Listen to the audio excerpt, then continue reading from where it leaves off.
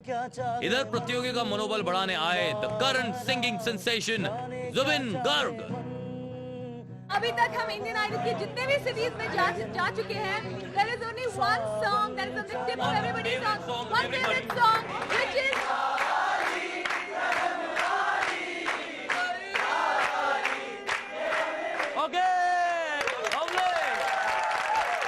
मैं तो यही कहूँगा कि never lose confidence, you should know your self first. Over confidence भी अच्छा नहीं है और अपना जो कल्चर है उसको बेस करके हमको आगे जाना है। So,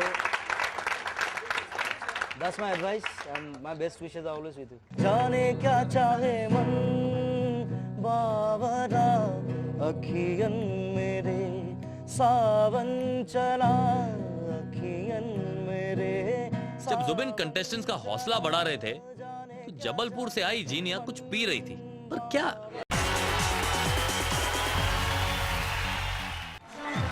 अमित